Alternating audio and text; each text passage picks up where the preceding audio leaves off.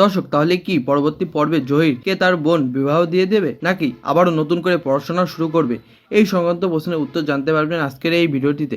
তো দেরি না করে ভিডিওটিকে একটি লাইক এবং চ্যানেলটিকে সাবস্ক্রাইব করে আমাদের সাথে থাকুন। গত পর্বে আমরা দেখেছি যে জহিরের পিছনে কিছু বখাটে মেয়ে পড়ে থাকে তাকে বিবাহ করার জন্য, কিন্তু কাউকেই সে পাত্তা দেয় না, কারণ সে একজন ভদ্র ঘরের ছেলে। জহির কারোর সাথে প্রেম করতে চায় না, কারণ ছেলে মানুষ হয়ে যদি কারোর সাথে প্রেম করে, এই কথা যদি জানাজানি হয়ে যায় তাহলে তার গায়ে কলঙ্ক লেগে যাবে। এই ভয়ে কোনো মেয়ের সাথে সে কথা বলে না, কারণ এই গল্পটি মেয়ে ভিত্তিক, যার কারণে এখানে মেয়েকেই প্রধান চরিত্র হিসেবে করা হয়েছে। যেমন আমরা স্বাভাবিক জীবনে দেখে থাকি যে কোনো ছেলে যেমন স্বাভাবিক সংসারের কাজকর্ম করে না এবং মেয়েরা স্বাভাবিক কাজকর্ম করে থাকে, কিন্তু এখানে নাটকটির সম্পূর্ণ ভিন্নতা রূপ দেখা যায়। দর্শক, পরবর্তীতে আমরা দেখতে চলেছি যে জহিরকে বাসা থেকে তার বোন বিবাহ দেওয়ার জন্য মেয়ে খুঁজতে থাকে, কিন্তু এদিকে জহির 7বার এসএসসি ফেল করেও এখনো পড়বার স্বপ্ন দেখে।